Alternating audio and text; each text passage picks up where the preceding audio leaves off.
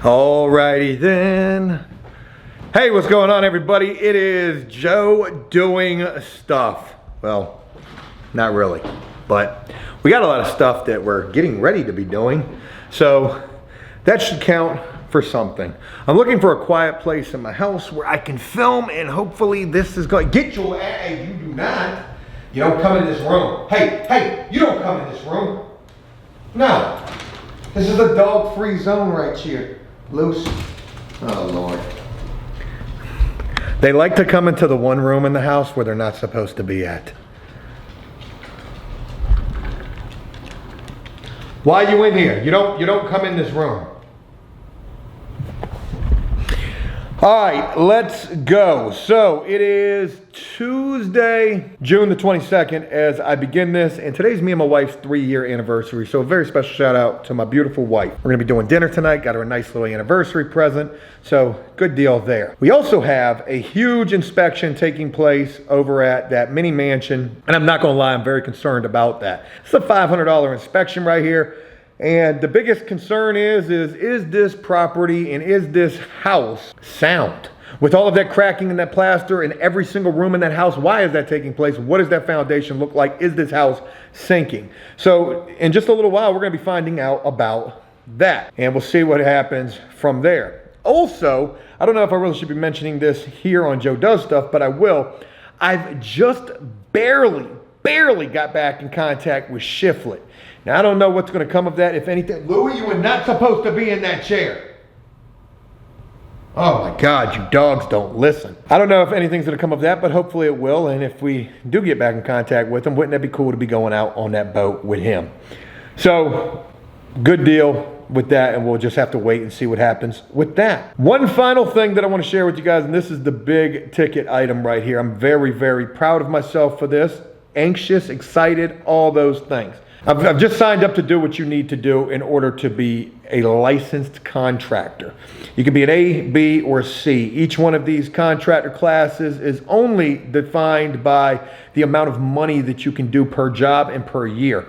A is pretty much unlimited, B is up to $750,000, and C is only up to $150,000 at $1,000 per job. So this is not an easy thing to do. It starts with an 8-hour class. And then there's, the class is mandatory. Then there is a pre-test class. Then there's the test. Then there's the application process, and it's a lot of stuff that goes into this. So the class is 8 hours. The first part of this is an 8-hour thing. And then the exam prep is a bunch of hours as well. I think that's 4 hours. Well, the 8-hour mandatory class is $200. The exam prep session where they tell you everything, they give you the books that you're going to need. The testing is open book at that. So that's a really cool thing. But they basically walk you through everything that you need to know, study, and be ready for to take the exam. Out of there. Come on. Get out. Let's go. Hey, mommy does not want you sitting in them chairs. God, y'all don't listen. Let's go. Get out of the chair. Out of this room. Come on, guys. Let's go. Let's go. Louie, let mommy see you sitting in that chair when she comes home. The 8-hour mandatory class, that's $200. The exam prep study session is $475. So I've already spent $675, and here's the other kicker to that. I'm doing all of this in one day. That's how they run this. It's at a hotel at some conference center, and you do the 8-hour class. And that's from 8 till 4, and then 5 till 9 is the study session. Yo, I ain't done schooling in so long. I ain't too good with testing. And to think that I'm gonna have to do 12 hours of class stuff in one day is kind of intimidating to think about. But if I started this process off talking about I was gonna go attempt to get my C contractor's license. Then I was like, well, you know, maybe I want to do something with this. So I was like, let me get my B. And when I was talking with the woman who is the coordinator for all of this, she was like, yo, just get the A. She was like, everybody who wants to get the B, I tell them get the A. It's only one additional test, and it's not much of a difference in terms of what you need to pay for or stuff like that. But here's how this thing works. So it's a 3-part test. It can be up to a 3-part test. And I think the first part is 100 minutes, and then or maybe parts 1 and 2 are 100 minutes, and then the next part is 45 minutes, something like that. Well, you need to pass all 3 parts in order to be a Class A contractor. So I'm gonna go after this. I feel like I'm going back to school a little bit. This is gonna be coming up in the next week or 2. I'll be taking you guys along as much as I possibly can. I'll film at the beginning of the morning and then at 9 o'clock at night when I'm done, and probably how exhausted I am after that. But after that, when I get done with that day, I can go and apply to take the test, or I can go sign up to take the test. And there's only one place that does that. So I'm gonna go sign up to take the test. And then I can start the application process after I've tested and passed that, hopefully, to get the contractor license. And how crazy would that be? Joe, a Class A contractor. I could become a home inspector after that, and home inspectors make big bucks. So, and there's a home inspector that I know who's a Class A contractor. So that is pretty awesome to think about. How crazy would it be if I'm a Class A contractor and a home inspector and my wife is a realtor? Yo, we would have this house stuff kind of on lock. That would be really cool, right? We'll be like Joanna Gaines and Chip Gaines from that TV show. All right, anniversary, and taking my wife with me to go get this inspection done. Speaking of the devil, speaking of things, the inspection done at the mini mansion. So let's go ahead and set a wager. How do you think that this is gonna go? Let me know in the comments and I'll share with you guys, well, how it goes. So here's the hoping it goes. Oh, and also, shit, I forgot to tell you guys about this. I'm thinking about starting a halfway house or a rooming house or sober living facility with this property. And I've started getting the ball rolling on that. And let me tell you something, there is no clear-cut definition in terms of information as to how you go about doing something like that. I've already started trying to get in contact with people and just to ask, to inquire, hey, would it even be possible to do something like this? What would I need to do? What kind of rezoning and permits would I need to do this? I'm not getting very far with any of that, I guess is the short of it. So we'll see. Let's get this show on the road and let's go do some stuff. I was gonna do the zoom in right there, but I missed the mark on that one. Yeah. Whoo, doggy. Good morning. It is 7:30, 8 o'clock probably, something like that. On a Wednesday morning, it is beautiful outside, like 70, 80 degrees today, I think is the high. And we got landscape today. Haven't been out there in a little bit, been a lot of rain, but we're like 2 days late. I did message and tell the homeowner, hey, weather permitting, we'll be there either Tuesday or Wednesday.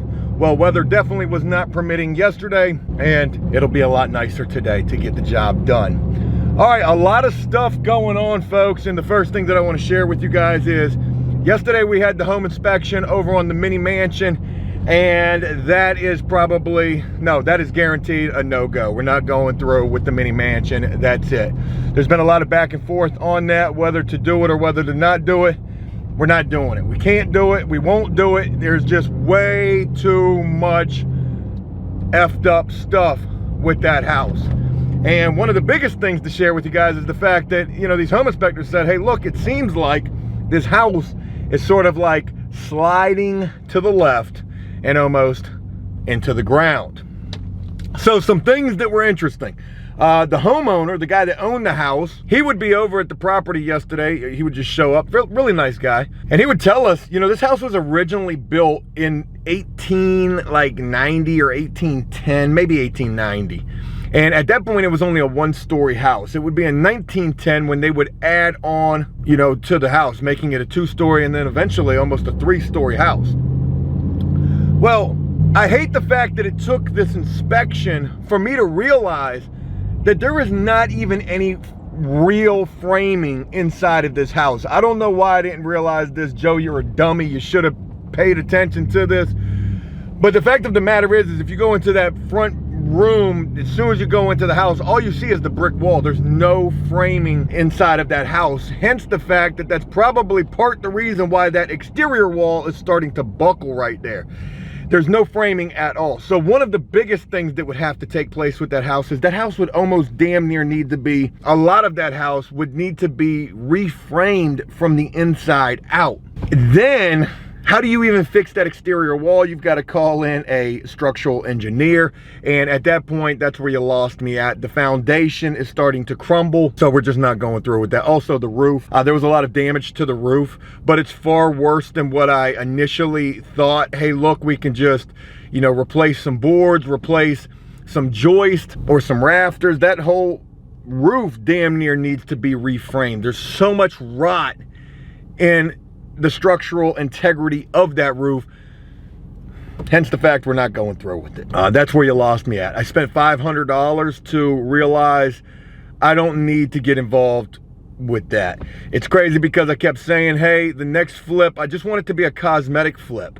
Well, ain't nothing cosmetic about that. You would damn near just be building a brand new house with as much work as that needs. But anyways, enough about that. The short of it is we're just not going with that. We'll have to find another house, and let me go pick up what we need so that we can get this landscape day underway. Oh, shoot.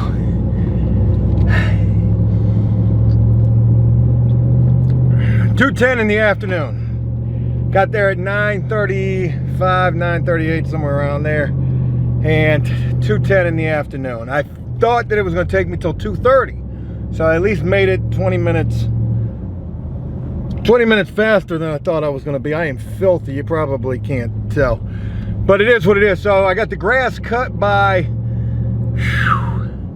a little bit after 12, maybe 12:30. Maybe just around 12. The grass was done from about 9:45 till almost 12, or right at 12, somewhere right in there. Then I went and cut logs and moved a whole bunch of logs.